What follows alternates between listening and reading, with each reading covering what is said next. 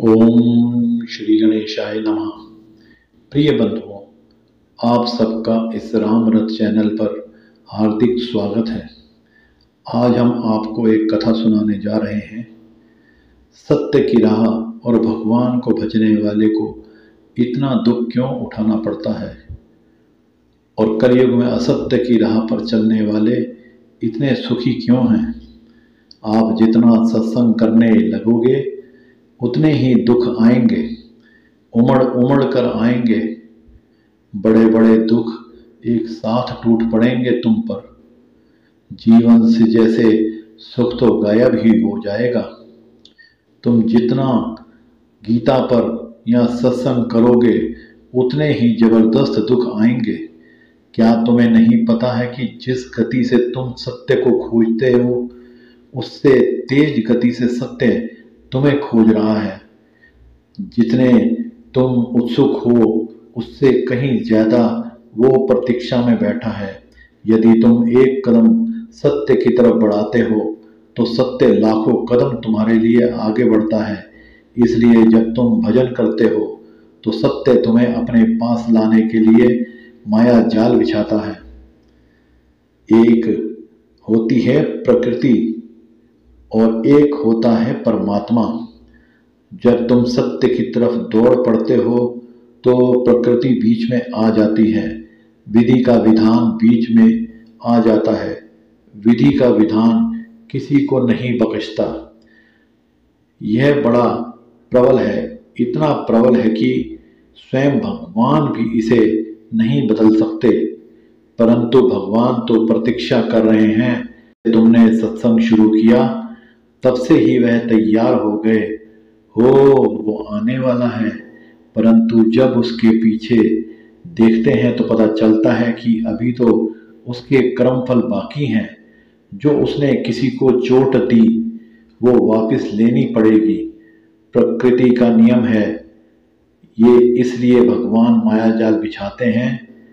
वे उसे बड़ा सटीक बिछाते हैं जिससे तुम प्रकृति से जल्दी मुक्त हो जाओ। वे समस्त कर्मों के फलों को एक साथ एक ही जीवन में देना शुरू कर देते हैं ताकि तुम्हें अगला जन्म नहीं लेना पड़े। एक ही जन्म में वो सारे दुख देते हैं जो अगले जन्मों में मिलने थे। इसलिए दुखों का पहाड़ टूट पड़ता है। उधर से दुख देते हैं और इधर से तुम्हें सहनशीलता सहन शक्ति देते हैं ताकि तुम उन्हें जल्दी ही पार कर लो। तुम जल्दी ही पार करके उनके पास चले जाओ, वरना ये दुख तो तुम्हें अगले कई जन्मों में मिलते रहेंगे और तुम यहीं भटकते रहोगे।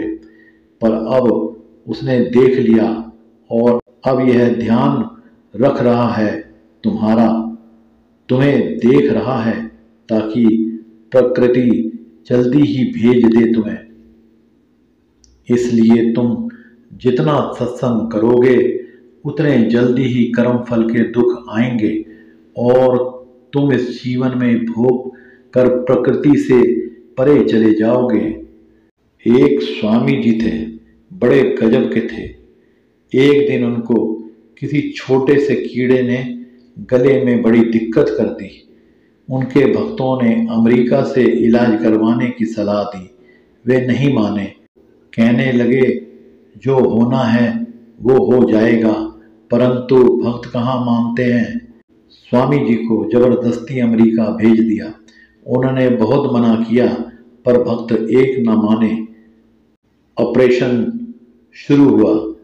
कई प्रयास के बाद डॉक्टर ने वह कीड़ा निकाल दिया।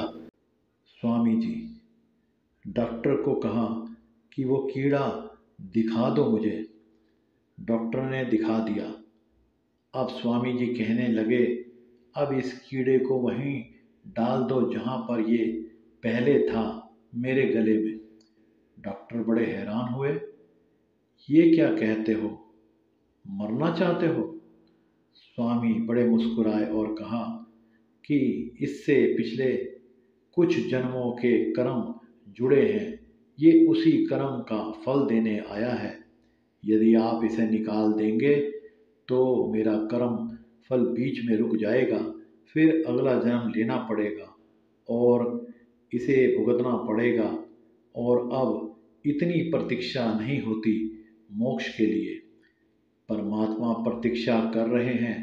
यदि एक जन्म और लिया तो वे मेरे लिए व्याकुल हो जाएंगे, इसलिए इस कीड़े को वापस डालो ताकि मैं अपने कर्मों से जल्द ही मुक्त हो जाऊं। डॉक्टर ने नतमस्तक होकर वो कीड़ा वापस डाल दिया और कुछ दिन बाद स्वामी जी की मौत हो गई। वे मुक्त हो गए, सत्य से मिल गए। इसलिए ये मत सोचना कि भगवान तुम्हारी सुनता नहीं, बल्कि जब सत्संग आरंभ हो और दुख मिलना शुरू हो जाए तो समझ जाना कि तैयारी शुरू हो गई। दुख बड़ी प्यारी चीज है। तुम सत्संग नहीं करते तो तुम्हें भी दुख तो मिलेगा। वो दुख तुम्हें बार बार सत्य की तरफ बढ़ने के लिए प्रेरणा देगा। तुम यदि छोटे दुख से नहीं समझोगे तो बड़ा दंड मिलेगा। इसलिए दुख के इशारों को समझो। जब बिना कारण ही मन दुखी होने लगे तो समझ लेना अब सत्य की दृष्टि तुम पर पड़ रही है। अब तुम सतर्क हो जाना, सावधान हो जाना कि प्रभु ने आपके ऊपर कृपा दृष्टि कर दी है। वो लोग तो कीड़े मकोड़ों की तरह इस कलिकाल में रेंगते ही रहेंगे, बार बार थोड़े समय के लिए सुख भोगेंगे, फिर इसी नरक में कुकर्म करेंगे, इसी जन्म में और कुकर्म करेंगे। अगले जन्मों का लेखा फिर तैयार होगा, फिर उसको भोगेंगे। बार बार ये मरण और जन्म होता रहेगा और उनको मोक्ष नहीं मिल पाएगा। अगर ये कथा आपको अच्छी लगी हो तो चैनल को लाइक, सब्सक्राइब और शेयर करना ना भूलें। धन्यवाद। राधे राधे।